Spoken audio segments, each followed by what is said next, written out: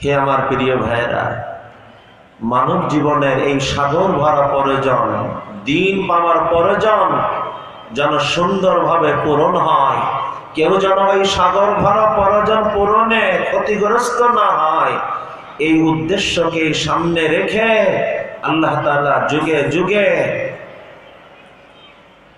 দ্বীনের একই সাথে রূপরেখাও পেশ করছেন, একই সাথে সেই রূপরেখার জীবন্ত উদাহরণ আম্বিয়া কিরাম আলাইহিমুস সালাতু ওয়াস সালামকেও পেশ করছেন।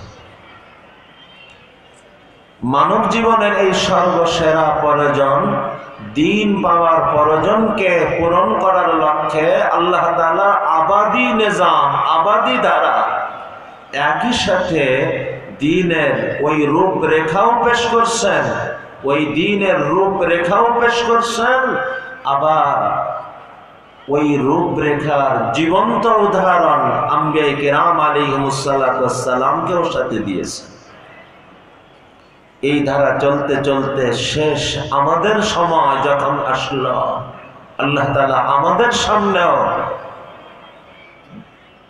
সেই দ্বীনের রূপরেখা কোরআনে কারীমের মাধ্যমে পেশ করলেন। আর কোরআনের জীবন্ত উদাহরণ সরকারে দো আলম মুহাম্মদ আরবি সাল্লাল্লাহু আলাইহি ওয়াসাল্লামকেও পেশ করলেন। এই কোরআনের জীবন্ত উদাহরণ, এটা বললাম ওই হাদিসের কারণে। একবার আম্মা জান আয়েশা রাদিয়াল্লাহু তাআলা আনহার কাছে নবীজির পরিচয় জিজ্ঞাসা করা হলো। খুব সংক্ষেপে মাত্র 2 কথায় আম্মা জান আয়েশা রাদিয়াল্লাহু আনহা নবীজির পরিচয় তুলে ধরলেন। আমার কাছে এর থেকে সংক্ষিপ্ত পরিচয়ও হতে পারে না, আর এর থেকে পূর্ণাঙ্গ পরিচয়ও হতে পারে না। আম্মা জান আয়েশা রাদিয়াল্লাহু আনহা বলতেছেন, নবীজির পরিচয় জানতে চাও তো শোনো, কোরআনে কারীমকে যদি কোনো জীবন্ত মানুষের রূপ দেওয়া হয়, সেই মানুষটা হলেন মুহাম্মদ সাল্লাল্লাহু আলাইহি ওয়াসাল্লাম। আর মুহাম্মদ সাল্লাল্লাহু আলাইহি ওয়াসাল্লামকে যদি কোনো গ্রন্থের রূপ দেওয়া হয়, সেই গ্রন্থের নাম হলো কোরআনে কারীম। বলেন, এর থেকে সংক্ষিপ্ত কথা আর এর থেকে পরিপূর্ণ কথা আর কি হতে পারে? কোরআনকে যদি জীবন্ত মানুষের রূপ দেওয়া হয়, সেই মানুষটা হলেন মুহাম্মদ সাল্লাল্লাহু আলাইহি ওয়াসাল্লাম। আর মুহাম্মদ সাল্লাল্লাহু আলাইহি ওয়াসাল্লামকে যদি কোনো গ্রন্থের রূপ দেওয়া হয়, সেই গ্রন্থের নাম হলো কোরআনে কারীম। এ কথা শুধু আম্মা জান আয়েশা রাদিয়াল্লাহু আনহার কথা না, এ কথা তো কোরআন দিয়েও বুঝে আসা কথা। হে আমার প্রিয় ভাইরা, কোরআন কি জন্য? মানুষকে আল্লাহর মানুষ বানানোর জন্য। কোরআন কি জন্য? মানুষের আখিরাতকে সুন্দর করার জন্য। কোরআন কি জন্য?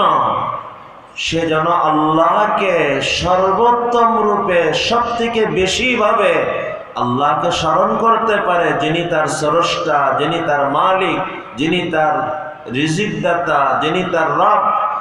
ওই খালিক মালিক রবকে যেন সব থেকে বেশি স্মরণ, জবান দিয়েও, দিল দিয়েও, কাজে কর্মের ভিতর দিয়েও আল্লাহকে যেন সব থেকে বেশি স্মরণ করার মানুষ হতে পারে। এজন্যই তো কোরআন। কোরআন বলতেছে, তুমি যদি আল্লাহকে পেতে চাও তো মুহাম্মদ সাল্লাল্লাহু আলাইহি ওয়াসাল্লাম তোমার জন্য শুধু নমুনা না, উত্তম নমুনা।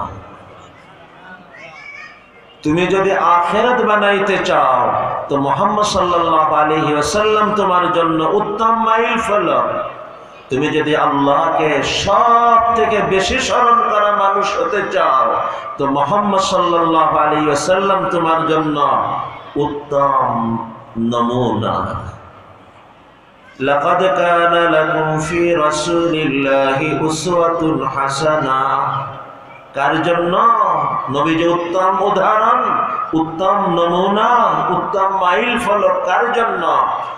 লিমান কানা ইয়ারজুল্লাহ, যে আল্লাহকে পেতে চায়, ওয়াল ইয়াউমাল আখির, আখিরাতকে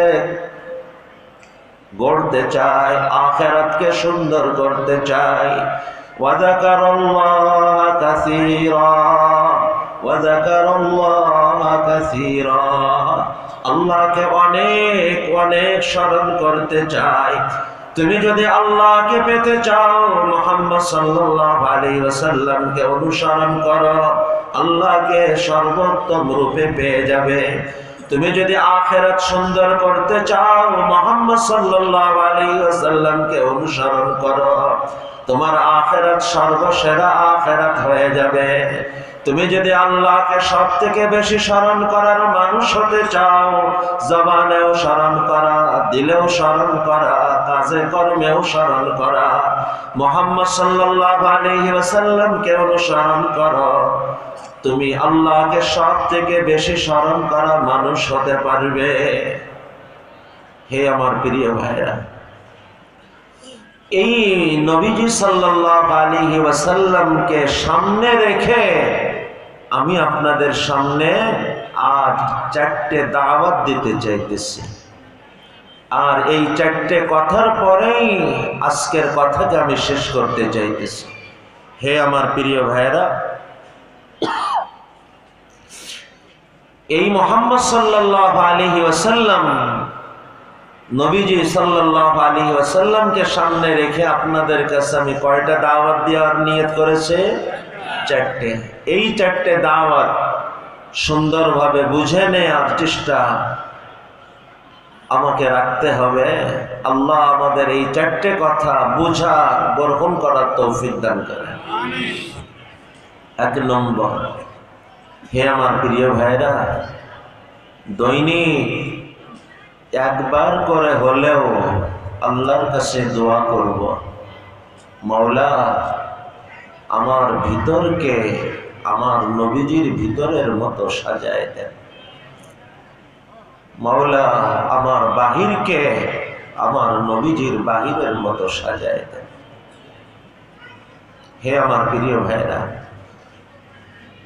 মাঝে মাঝে একটু খুলে খুলেও বলবো, মাওলা আমার জবানকে আমার নবীজির মতো পবিত্র জবান বানায় দেন, নবীজির মতো সজ্জিত জবান বানায় দেন, নবীজির মতো সম্মতার জবান বানায় দেন, নবীজির মতো কল্যাণের জবান বানায় দেন।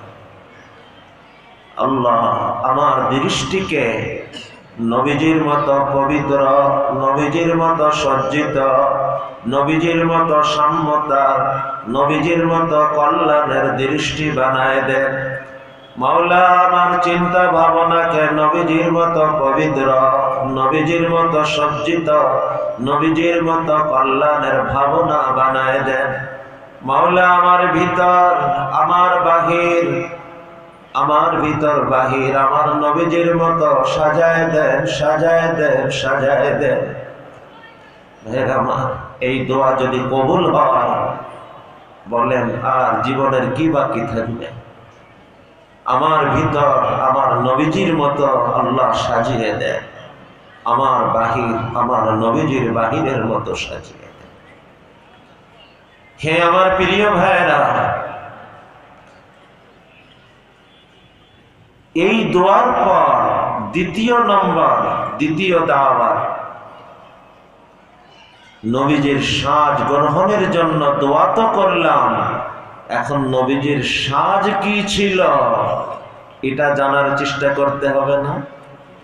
2 নম্বর, দৈনিক 10 মিনিট হলেও, অল্প সময় হলেও নবীজির পরে লেখা নির্ভরযোগ্য গ্রন্থ পড়ার চেষ্টা করা। নবীজিকে দৈনিক পড়ব, নিয়মিত পড়ব, নবীজিকে এতটা পড়ব, এতটা জানব, আমি যেন নবীজিকে অনুভব করতে আরম্ভ করি। এই তোমার নবী, এমন ছিলেন তিনি। নবীজিকে পড়ো, নবীজিকে জানো, এতটা পড়ো, এতটা জানো, তুমি যেন নবীকে অনুভব করতে আরম্ভ করো। নবী পিতা হিসেবে কেমন ছিলেন, নবী স্বামী হিসেবে কেমন ছিলেন, নবী সমাজের একজন মানুষ হিসেবে কেমন ছিলেন, নবীজি অভিভাবক হিসেবে কেমন ছিলেন, নবীজি তার লেনদেনে কেমন ছিলেন, তার আচার আচরণে কেমন ছিলেন, জীবনের সব দিককে নবীজিকে জানো, নবীজিকে জানার চেষ্টা করো, নবীজিকে পড়ো, নবীজিকে পড়তে থাকো, নবীকে এতটা পড়ো, এতটা জানো, তুমি যেন নবীকে অনুভব করতে আরম্ভ করো। হে আমার প্রিয় ভাইরা, সময় পেলে ফেসবুকে না, নোবেল নাটকে না, মাথায় চৌরাস্তায় আড্ডা দেওয়াতে না, চায়ের দোকানে আড্ডা দেওয়াতে না, যতটুকু সময় মেলে বরং সময় বের করে তুমি নবীজিকে পড়ো, এত পড়ো তুমি যেন নবীকে অনুভব করতে আরম্ভ করো।